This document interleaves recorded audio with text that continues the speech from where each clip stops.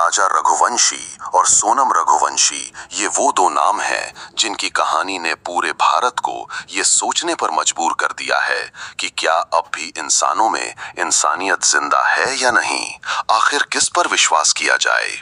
सोनम ने जो किया उसका सच तो धीरे धीरे खुल रहा है, पर कुछ सच ऐसे भी होते हैं जिन्हें छुपाया जाता है, पर सच तो आखिर सच है, वो सामने आ ही जाता है।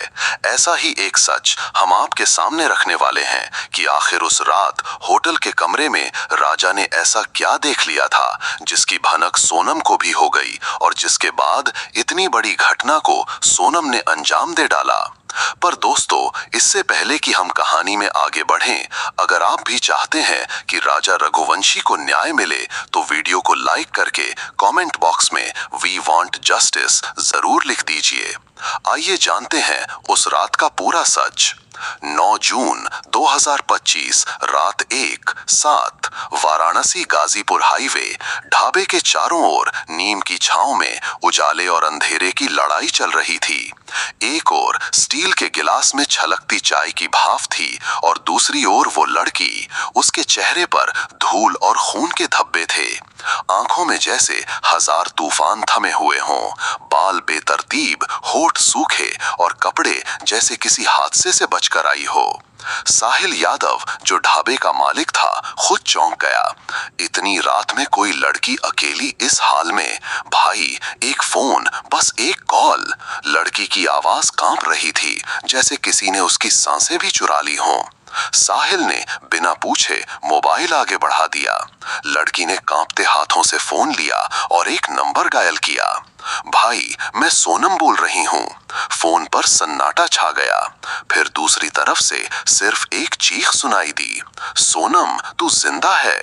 ये वही सोनम रघुवंशी थी जिसके नाम पर पिछले 15 दिन से पुलिस, मीडिया और पूरा शहर पागल हो रहा था, जिसकी शादी को महज 12 दिन हुए थे और जिसके पति का शरीर 2 जून को मेघालय की गहरी खाई से मिला था। साहिल ने इशारे से अपने एक लड़के को बाइक पर पुलिस चौकी भेजा। किसी बड़ी मुसीबत की आहट है, उसने मन ही मन कहा। 15 मिनट बाद ही पुलिस जीप वहां आ पहुंची। दरोगा जगदीश पटेल ने आते ही लड़की को देखा और एक झटके में पहचान लिया। ये वही लड़की है, सोनम रघुवंशी। तुम मेघालय से यहाँ तक कैसे पहुंची? दरोगा ने पूछा। सोनम ने धीरे से कहा, मैं भागी नहीं थी, मुझे भगाया गया और फिर छोड़ दिया गया। किसने? उसने सिर्फ एक नाम लिया, आकाश। अब ये केस और गहरा हो गया था। पुलिस ने तुरंत ही गाजीपुर के एसपी को रिपोर्ट भेजी। कुछ घंटों में मामला मेघालय पुलिस के हाथ में था। सुबह 5 बजे गाजीपुर थाने में पूछताछ। सोनम चुप बैठी थी। उसकी आंखों में डर नहीं था, बस एक अजीब सी ठंडी नजाकत, जैसे उसे पता हो कि अब जो होना है वो पहले से तय है।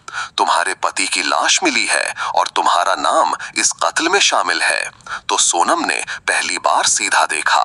तुम कह रही हो कि आकाश ने तुम्हें भगाया, लेकिन सबूत कुछ और कह रहे हैं। सोनम हंसी, धीमी, तीखी और बर्फ की तरह सर्द। आपको जो समझना है समझिए, पर सच्चाई वही है जो मैं बताऊंगी। उधर मेघालय पुलिस ने आकाश, विशाल आनंद और राज कुशवाहा को पकड़ लिया था, मगर राज कुशवाहा खामोश था। उसने एक भी शब्द नहीं बोला। पूछताछ के दौरान विशाल ने एक बात कही जो सबको झकझोर गई। हमें लगा सोनम मारी गई है, इसलिए हमने उसे रास्ते से हटा दिया, लेकिन फिर वो खुद भाग गई। मतलब हम में से किसी ने उसे नहीं भगाया, वो खुद चली गई। अब सवाल ये था, सोनम आखिर भागी क्यों? और अगर वो इस पूरी साजिश की मास्टरमाइंड थी, तो क्या वो खुद शिकार बन गई थी? 5:30 सुबह पुलिस ने सोनम का मोबाइल जब्त किया। एक चैट में लिखा था, 23 मई 5:17 शाम, लोकेशन भेज रही हूँ। जैसे तय किया था उसके पास चैन है, उसे भी ले लेना। लेकिन उसी चैट में 24 मई को एक और मैसेज था, तुमने मुझे भी धोखा दिया राज, मैं नहीं जानती थी कि तुम मेरे बाद किसी और से भी। फोन का डेटा यहीं कट जाता है। अब नया सवाल, क्या सोनम ने सिर्फ राजा रघुवंशी को नहीं बल्कि खुद को भी किसी गहरे धोखे में डुबो दिया था? 23 मई 2025 पूर्वी खासी हिल्स, चेरापूंजी, मेघालय। घना जंगल, ठंडी हवा और वो खामोशी जिसे कोई समझ नहीं पाया। इसी खामोशी में एक चीख डूबी थी जिसे किसी ने सुना ही नहीं। चेरापूंजी के पास एक दूरस्थ रिजॉर्ट जहां मोबाइल नेटवर्क का आना भी लॉटरी जैसा था। सोनम और राजा यहां हनीमून मनाने आए थे, लेकिन असल में सोनम यहां प्लान को पूरा करने आई थी। 3 दिन से सोनम मई एक दिन पहले विशाल, आकाश और आनंद तीनों चेरापूंजी के एक होमस्टे में रुके थे। जिस मोबाइल से सोनम उन्हें लोकेशन दे रही थी वो राज ने खुद इंदौर से लाकर दिया था। सोनम ने प्लान के तहत 23 मई की सुबह ट्रैकिंग ट्रेल का बहाना बनाया। राजा चलो आज कुछ रोमांच करते हैं, जंगल वाली ट्रेल पर चलते हैं। राजा को ट्रैकिंग में कोई दिलचस्पी नहीं थी, लेकिन पत्नी के कहने पर मान गया। दोपहर 12:10 दोनों जंगल में दाखिल हुए। 1:04 सोनम ने लोकेशन भेजी, पॉइंट 4 नदी के पास बाएं झाड़ी में। 1:21 राजा की चीख और 3 तेज वार। राजा रघुवंशी के सिर पर 2 वार पीछे से किए गए थे, एक वार दाहिनी कणपटी पर और दूसरा माथे पर। मौत तात्कालिक थी, मगर चौंकाने वाली बात यह थी कि उसकी जेब से कुछ भी नहीं मिला, न वॉलेट, न फोन, न घड़ी और वो चैन भी जो उसे बेहद प्यारी थी। सोनम का बयान पुलिस के सामने, मैं डर गई थी, मैंने प्लान किया था लेकिन मारना मेरा इरादा नहीं था, बस राज कह रहा था कि उसे डरा देंगे, वो पीछे हट जाएगा। इंस्पेक्टर क्लिफ ने पूछा, तो वो लोग आए कैसे जंगल में? सोनम ने आंखें नीची कर लीं, मैंने ही लोकेशन भेजी थी। तो तुमने ही मारा? नहीं, मैं वहां से लौट गई थी। जब मैं रिसोर्ट वापस आई तब तक वो लोग राजा को, कौन लोग? आकाश, विशाल, आनंद और शायद सोनम चुप हो गई, जैसे किसी याद ने उसका गला दबा दिया हो। 23 मई की रात सुपारी किलर जब लौटे, उनके पास राजा की घड़ी, फोन और चैन थी, लेकिन राज कुशवाहा उन्हें रिसीव करने नहीं आया, वो कहीं और था। आकाश ने फोन किया, काम हो गया। राज ने कहा, सामान मुझे पहुंचा दो और सोनम को वहीं छोड़ दो, अब उससे कोई मतलब नहीं। मतलब? विशाल ने पूछा। वो भी अब लोड बन चुकी है। 24 मई सोनम अकेली पड़ गई। रिसोर्ट लौटने पर सोनम को किसी का कोई कॉल नहीं आया। राज ने उससे बात करनी बंद कर दी थी। आकाश, विशाल और आनंद रिसोर्ट छोड़ चुके थे। सोनम को यकीन नहीं हो रहा था। उसी रात उसने होटल स्टाफ से एक फोन लेकर राज को कॉल किया, लेकिन राज का नंबर स्विच ऑफ आया। पुलिस की फाइल, एक लापता कॉल रिकॉर्ड। मेघालय पुलिस ने जब सुपारी किलरों के फोन ट्रेस किए, एक कॉल 24 मई को देर रात आया था, उस नंबर से जो सोनम के नाम पर नहीं था, लेकिन एक फेक आईडी पर लिया गया था, माहिरा शेख, और ये कॉल गाजीपुर के एक टावर से किया गया था। सवाल ये था, क्या सोनम वहां से खुद भागी या किसी ने उसे भगाया? चेरापूंजी की खाई से थोड़ी दूर एक स्थानीय लड़का जंगल में लकड़ियां बीन रहा था। उसने पुलिस को बताया, 23 मई को मैंने 4 लोगों को देखा था, पर उनमें से एक औरत नहीं थी। वो मर्द था, लेकिन उसकी चाल कुछ जानी पहचानी सी लगी, जैसे कोई और बनकर आया हो। क्लिफ मॉरान ने उसकी बात पर ध्यान नहीं दिया, लेकिन लड़का दोहराता रहा, वो मर्द नकाब में था और शायद उसने कुछ छुपाया हुआ था। अब ये केस एक सीधी मर्डर मिस्ट्री नहीं रह गया था, अब इसमें एक और चेहरा है, छठवां चेहरा। इंदौर, अक्टूबर 2024। रामनवमी का मेला, लाइट्स, लाउडस्पीकर और चूरमा के स्टॉल के बीच सोनम रघुवंशी पहली बार मिली थी राज कुशवाहा से। वो उनके फर्म में नया मैनेजर बना था, सलीकेदार बातों का धनी और लोगों को पढ़ने में माहिर। सोनम को पहली नजर में राज कुछ अलग लगा था, शायद उसकी आंखें जो हर किसी को गौर से देखती थीं, या फिर वो मुस्कान जो सच्ची लगती थी। मगर बाद में समझ आया वो सबसे बड़ा झूठ था। पिता के कारोबार में हाथ बटाते बटाते सोनम धीरे धीरे राज के करीब आने लगी। वहीं राज, उसने इस रिश्ते को इमोशनल इन्वेस्टमेंट की तरह लिया। राज कुशवाहा कौन था असल में? असल में बाहर से पढ़ा लिखा, भरोसेमंद और सधा हुआ, लेकिन अंदर से एक चालबाज, गिन गिन कर कदम चलने वाला आदमी। वो जानता था कि सोनम रघुवंशी सिर्फ एक लड़की नहीं, एक दरवाजा है। राज ने अपनी चाल चलनी शुरू की, धीमे, बिना जल्दबाजी के। पहले दोस्ती, फिर भावनात्मक सहारा और फिर प्यार। सोनम को लगा उसने अपना हमसफर पा लिया, लेकिन राज के लिए वो सिर्फ एक मोहरा थी, एक प्लान का हिस्सा। फरवरी 2025 जब रिश्ता तय हुआ, सोनम ने जब सुना कि उसकी शादी राजा रघुवंशी से तय कर दी गई है तो उसके पैरों तले जमीन खिसक गई। उसने राज को कॉल किया, मैं क्या करूं, पापा ने मना नहीं किया तो सब खत्म हो जाएगा। राज ने गहरी सांस ली, शादी कर लो, फिर रास्ता हम निकाल लेंगे। मतलब राजा रहेगा ही नहीं। शादी कर लो, पर हमेशा की नहीं होगी ये शादी। यहीं पहली बार सोनम के सामने मौत का प्रस्ताव आया। सोनम की उलझन, प्यार या पाप। शादी के दिन तक सोनम खुद को समझाती रही कि शायद राज मजाक कर रहा है, शायद वो कुछ और सोच लेगा। लेकिन राज हर फोन पर सिर्फ एक ही बात करता, राजा को हटाना जरूरी है, अगर वो रहा तो मैं नहीं रह पाऊंगा तुम्हारे साथ। शादी हो गई और हनीमून की जगह चुनने का मौका आया। राज ने कहा, चेहरा पूंजी परफेक्ट जगह है, वहां एक्सीडेंट का शक किसी को नहीं होगा। राज कुशवाहा के पास काम के लोग थे। विशाल पुराना कॉलेज फ्रेंड एक बार चोरी के केस में पकड़ा जा चुका था। आकाश छोटा मोटा गुंडा लेकिन वफादार। आनंद ड्राइवर लेकिन दारू और पैसे का भूखा। इन तीनों को मिला 500 रुपए और एक नया मोबाइल। काम राजा रघुवंशी को ऐसे मारना कि लगे वो गिरा और मर गया। सोनम के मन में शंका की पहली चिंगारी। 20 मई को फ्लाइट में बैठते वक्त राजा ने सोनम की तरफ देखा और मुस्कुराया। अजीब है ना, मैं मेघालय आ गया और तुमने मुझे लाया। उसकी वो मासूम मुस्कान सोनम को एक पल के लिए डिगा गई। उसने चाहा सब रोक दे, लेकिन फोन में राज का मैसेज था, प्लान डन करो, टाइम कम है। तो राजा ने ट्रैकिंग ट्रेल पर चलते वक्त सोनम से कहा, शादी के बाद लग रहा है तुझे खो बैठा हूं, तू कहीं और तो नहीं जा रही ना सोनम। सोनम का गला सूख गया, लेकिन अगले ही मोड़ पर जब सोनम राजा को यहाँ रुक कहकर पानी लेने के बहाने हटी, उसी समय पीछे से पहला वार हुआ। जब पुलिस ने सोनम के फोन से डिलीट चैट्स रिकवर की तो उनमें एक चैट चौंकाने वाली थी। 6 मई, राज, शादी हो जाने दे, फिर हम दोनों भी नहीं रहेंगे यहाँ, तुझे दुबई लेकर जाऊंगा। 8 मई, एक नया नंबर, तू सोनम से बात कम कर, रिचा को संभालना है अब। राज, सब प्लान के हिसाब से है, एक एक कार्ड खेलना आता है मुझे। रिचा कौन थी? क्या राज सिर्फ सोनम के साथ खेल रहा था? गाजीपुर थाने में बैठी सोनम अपने सामने वो चैट्स देख रही थी। वो फटी फटी आंखों से देखती रही। जिस आदमी के लिए उसने सब कुछ दांव पर लगा दिया, वो उसका भी इस्तेमाल कर गया।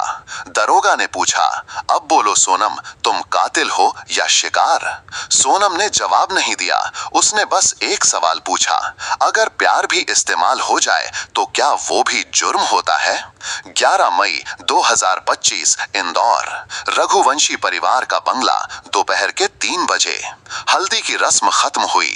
शाम होते होते दूल्हा राजा रघुवंशी शेरवानी पहनकर मंडप में बैठ चुका था। सोनम लाल जोड़े में सजी उस दिन दुनिया की सबसे खूबसूरत दुल्हन लग रही थी। लेकिन अगर कोई उसकी आंखें ध्यान से देखता तो वहां चमक नहीं, साजिश की छाया दिखती। राजा ने जब सोनम की मांग में सिंदूर डाला, वहां से मौत की उल्टी गिनती शुरू हो चुकी थी। फेरे होते वक्त पंडित हर फेरे के साथ वचन पढ़ रहे थे। पहला वचन धर्म का पालन, दूसरा वचन साथ निभाने का, तीसरा निष्ठा का। सोनम हर वचन के साथ सिर झुका रही थी, पर हर हाँ के पीछे एक ना छिपा था। उसी समय रिसेप्शन के भीड़ में एक चेहरा छिप कर देख रहा था, राज कुशवाहा। उसने दूर से ही सोनम को व्हाट्सएप पर एक मैसेज भेजा, बस 12 दिन, फिर सब खत्म, स्टे फोकस्ड। शादी के बाद की पहली रात राजा, जो बेहद खुश था, उसने सोनम को झिझकते हुए कहा, तूने तो मुझे सपने जैसा तोहफा दे दिया, नहीं सोचा था कि मेरी किस्मत इतनी खूबसूरत हो सकती है। सोनम मुस्कुराई, लेकिन वो मुस्कान 100% नकली थी। उसी रात सोनम ने हनीमून की बात छेड़ी। मैंने मेघालय की टिकट बुक की है, 20 तारीख को फ्लाइट है। राजा चौंका, इतनी दूर? हम तो शिमला या गोवा की सोच रहे थे। मेघालय सबसे अलग है, सोनम ने जवाब दिया। वहां कम लोग जाते हैं, शांति है। राजा के परिवार को सोनम बहुत पसंद आने लगी थी। वो सबके साथ घुल मिल रही थी। लेकिन इसी बीच हर रात वो राज कुशवाहा से चुपचाप चैट करती। राज मैसेज करता, आकाश और विशाल निकल चुके हैं, 17 तारीख तक मेघालय पहुंच जाएंगे। उनका होम स्टे मैंने बुक करवा दिया है, तुम बस टाइमिंग फिक्स करना। इधर राजा सोनम के लिए चैन खरीदने बाजार गया, उधर सोनम अपने प्रेमी से कत्ल की स्क्रिप्ट तय कर रही थी। राजा ने सोनम से पूछा, तू अचानक इतनी शांत क्यों हो गई है? सोनम ने कहा, बस नए रिश्तों में थोड़ी घबराहट तो होती है ना। राजा ने उसका हाथ थामा, डर मत, मैं हूं यही। वही लम्हा था जिसने सोनम को तोड़ दिया, मगर सिर्फ कुछ पलों के लिए। राज कुशवाहा ने एक नया मैसेज भेजा, याद रखो वापस रास्ता नहीं होगा। गुवाहाटी की फ्लाइट में बैठते वक्त सोनम के मोबाइल में लोकेशन ऑन था। सुपारी किलर्स पहले से वहां पहुंच चुके थे, उन्हें सोनम की हर मूवमेंट की खबर थी। इंदौर से रवाना होते समय सोनम ने घर वालों को गले लगाया। राजा की मां ने आशीर्वाद दिया, खुश रहो बेटा, भगवान तुम्हें लंबी उम्र दे। शायद ऊपर कोई सुन भी रहा था और मुस्कुरा भी रहा था। राजा और सोनम चेहरा पूंजी पहुंचते हैं। सोनम रोमांटिक एक्टिंग करती है, राजा को प्राकृतिक सुंदरता दिखाती है, लोकल व्यंजन खिलाती है और हनीमून के नाम पर अपनी मौत का मंच सजाती है। हर रात सोनम राज से एक ही बात कहती, सुनो मैं डर रही हूँ कहीं कुछ गड़बड़ ना हो जाए। राज का जवाब होता, don't get emotional. Now plan set है। सुबह 10 बजे सोनम ने राजा से कहा, आज ट्रैकिंग पर चलते हैं। राजा थोड़ी नखर करता है, फिर मान जाता है। 11:47 जंगल के रास्ते दोनों निकलते हैं। 12:30 सोनम एक लोकेशन भेजती है। 1:04 एक बार फिर दूसरा। उसी समय इंदौर में राजा के घर वाले नए कपड़े सिलवा रहे थे रिसेप्शन पार्टी के लिए। फोन बजते हैं, कोई जवाब नहीं मिलता, शायद नेटवर्क नहीं है, सब कहते हैं। लेकिन असल में राजा की लाश उस वक्त खाई में गिर रही थी। 23 की रात रिजॉर्ट लौटने पर सोनम अकेली थी। सोनम कमरे में बैठी रही। राजू कुशवाहा ने कॉल उठाना बंद कर दिया था। सोनम ने मैसेज भेजा, अब क्या? कोई जवाब नहीं आया। अगले दिन रिजॉर्ट का स्टाफ अजीब नजरों से देखने लगा। आप अकेले हो, आपके पति? सोनम ने झूठ बोला, वो बाहर गया है, आज वापस आएगा। राजा के मोबाइल से सोनम को एक मैसेज आया, तुम्हें लगा तुम बच जाओगी? सोनम हिल गई, ये किसने भेजा था? राजा मर चुका था, राज गायब था। अब सवाल था, क्या किसी और ने सब कुछ देख लिया था, या क्या कोई छठा आदमी अब सोनम को खत्म करना चाहता था? यही वो वक्त था जब सोनम ने मेघालय से गाजीपुर तक का सफर शुरू किया, अकेले, डर के साथ और शायद पछतावे के साथ। लेकिन अभी जवाब अधूरे थे। 17 मई 2025 इंदौर। एक कॉल, भाई काम पक्का है? राज कुशवाहा की आवाज शांत मगर सख्त थी। फोन के दूसरी तरफ विशाल चौहान बैठा था, जिसके चेहरे पर इस वक्त हिचक नहीं, सिर्फ रुपए का लालच था। सुन, 50 कैश, ऊपर से मोबाइल और लड़की की तरफ से पूरा सपोर्ट।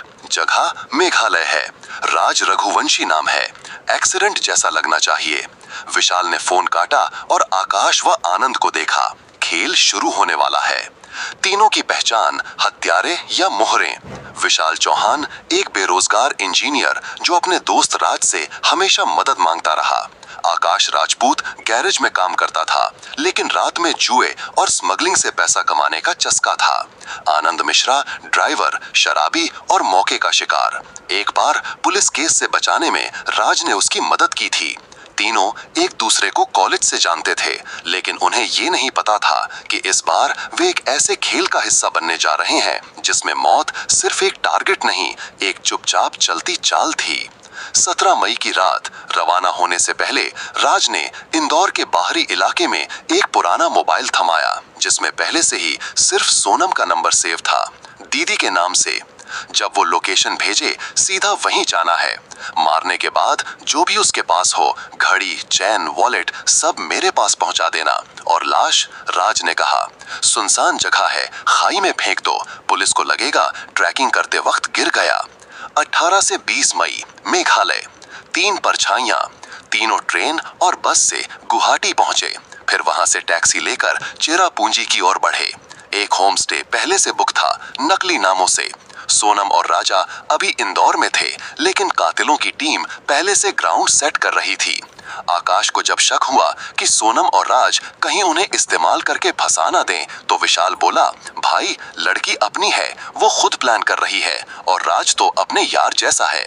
उन्हें नहीं पता था राज सबके लिए एक अलग स्क्रिप्ट लिख चुका है। 21 मई, सोनम का पहला कॉल। भाई दीदी बोल रही हूँ। आवाज डरी हुई थी लेकिन साफ। रिजॉर्ट में आ चुके हैं। 23 की सुबह ट्रैकिंग प्लान है, मैं सुबह लोकेशन भेजूंगी। विशाल ने कहा, डन, कोई दिक्कत नहीं होगी। फोन कटने के बाद आकाश हंसा। शादी करके हनीमून पर मर्डर प्लान, ये लड़की तो असली है। 23 मई, कत्ल का दिन। सुबह से ही तीनों पास के इलाके में छिपकर रिजॉर्ट की मूवमेंट देख रहे थे। सोनम जैसे ही राजा के साथ बाहर निकली, मोबाइल पर मैसेज आया, ट्रैकिंग ट्रेल पर निकले हैं, मैं सिग्नल भेजूंगी। 12:30, एक और मैसेज, पॉइंट 4 नदी के पास बाईं ओर झाड़ी, 15 मिनट के भीतर तैयार रहना।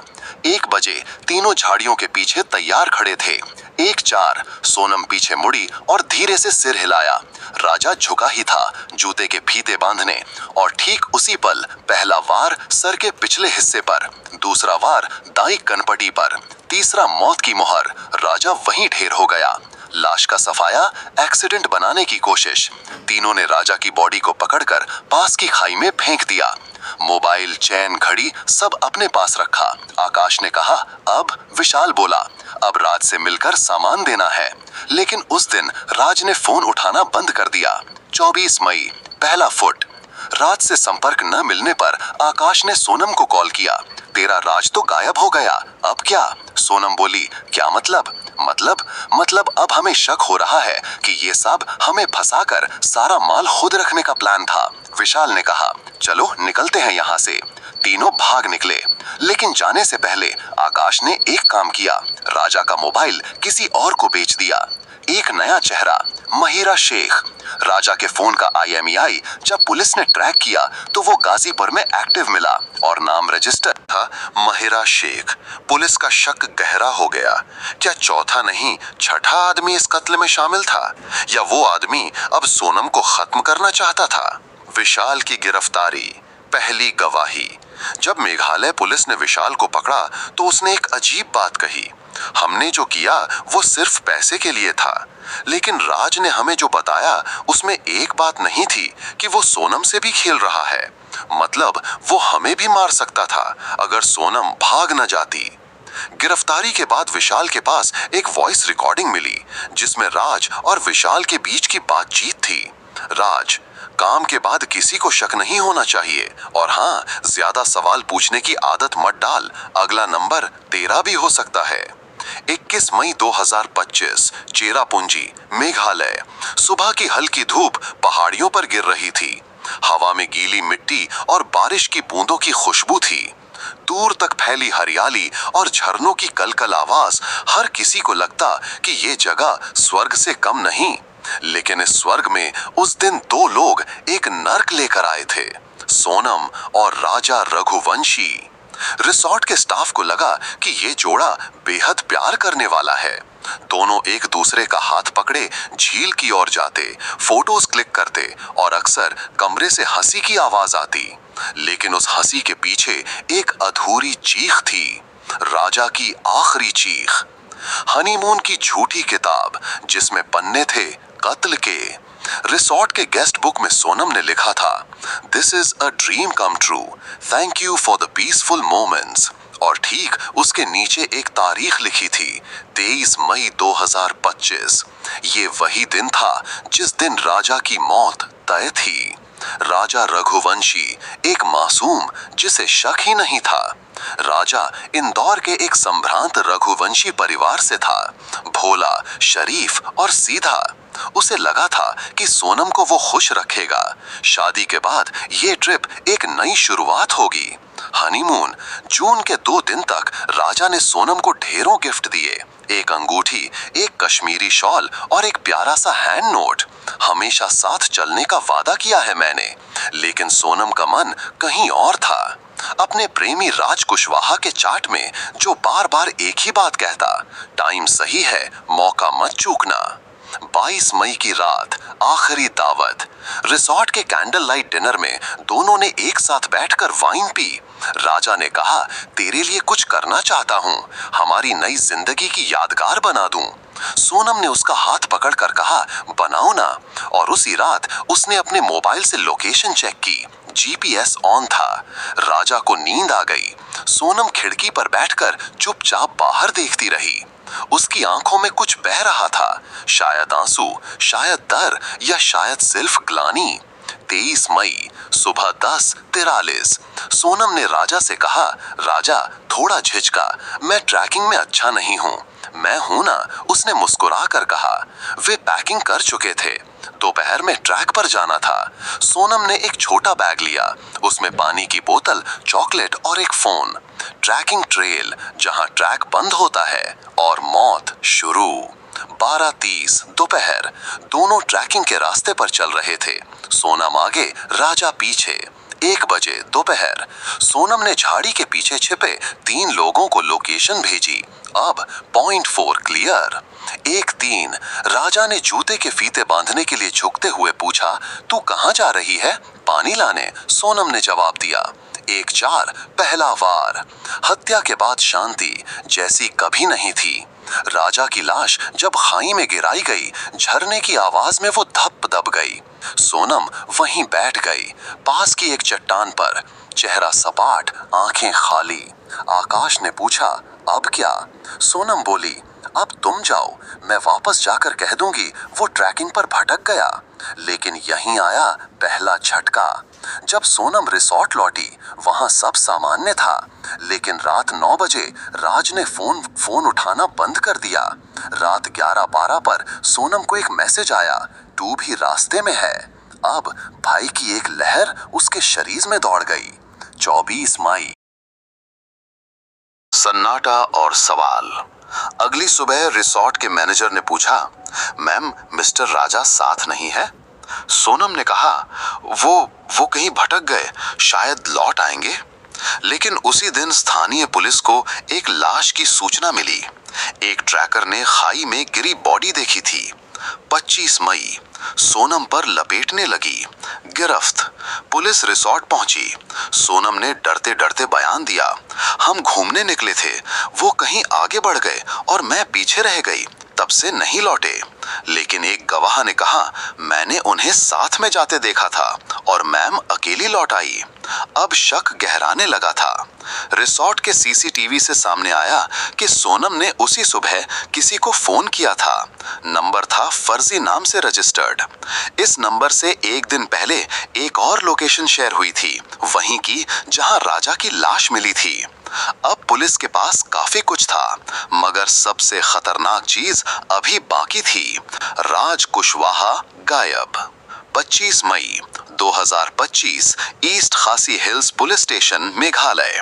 इंस्पेक्टर क्लिफ मोरान अपनी टेबल पर फैले केस फाइल्स को देख रहा था। लाश की शनाख्त हो चुकी थी। राजा रघुवंशी, उम्र 29 साल, निवासी इंदौर। मौत, सिर पर तेजधार हथियार से वार और फिर खाई में फेंका गया। लेकिन ये कोई सड़क दुर्घटना नहीं थी और अब क्लिफ को ये साफ दिखने लगा था।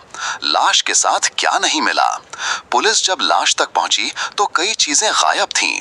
राजा की चैन जो हमेशा उसके गले में रहती थी, घड़ी, महंगी ब्रांडेड मोबाइल फोन, वॉलेट, सब गायब।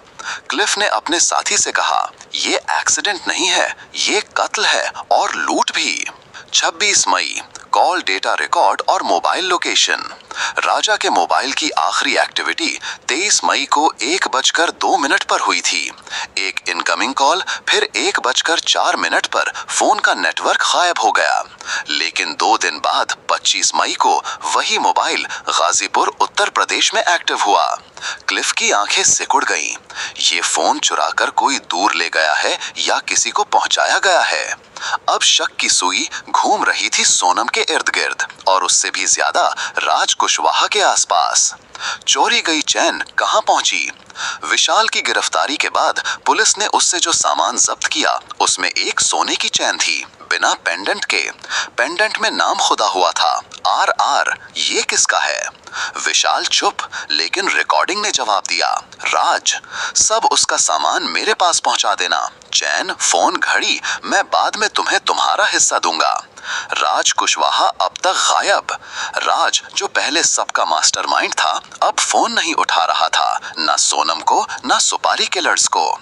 क्लिफ ने खुद से कहा, एक आदमी है जो सबसे ज्यादा जानता है और सबसे चुप है। राज के बैंक अकाउंट की जांच शुरू हुई और एक बड़ी बात सामने आई। 24 मई को उसके अकाउंट में 10 लाख रुपए जमा हुए थे। क्लिफ बोला, अगर ये कत्ल सिर्फ प्यार के लिए था तो ये पैसे कहां से आए? रिसोर्ट से मिली एक नई चीज, राजा का कैमरा। राजा फोटोग्राफी का शौकीन था। उसके DSLR कैमरे की बैटरी खत्म थी, लेकिन क्लिफ ने उसकी मेमोरी कार्ड निकलवाई। फोटो में एक ट्रैकिंग पिक थी। राजा अकेले खड़ा था, लेकिन बैकग्राउंड में एक परछाई साफ दिख रही थी। बड़ी बॉडी, टोपी और चेहरे पर दुपट्टा, ये सोनम नहीं थी। 25 मई, सोनम पर दोहरा दबाव। गाजीपुर पुलिस ने सोनम को फिर पूछताछ के लिए बुलाया। तुम्हारा फोन, तुम्हारे कॉल्स सब मिल चुके हैं, अब बताओ राज कहाँ है? सोनम की आंखों में डर था। मैं नहीं जानती, उसने मुझे भी छोड़ दिया है। तुम्हें पैसे मिले थे? नहीं। पुलिस ने एक रजिस्टर दिखाया, उसमें एक होटल बुकिंग थी सोनम के नाम पर, गाजीपुर के होटल सुनहरा लॉज में 24 से 26 तक। तो फिर ये कमरा किसने बुक करवाया? सोनम हिल गई। उसने कहा, शायद राज। होटल के CCTV में एक चेहरा।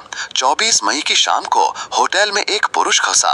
उसका चेहरा साफ नहीं दिखा, लेकिन गेट पर वो जिस बाइक पर बैठा था उसका नंबर सोनम के भाई के नाम रजिस्टर्ड निकला। अब कहानी और उलझ गई थी। क्या सोनम का परिवार भी इसमें मिला हुआ था? सोनम का भाई, एक नई कड़ी। गाजीपुर पुलिस ने जब सोनम के भाई को पूछताछ के लिए बुलाया, उसने बताया, 24 तारीख को मेरी बाइक चोरी हो गई थी। पुलिस कंप्लेंट भी दर्ज है, लेकिन कंप्लेंट 26 तारीख को दर्ज की गई थी, मतलब 2 दिन की देरी।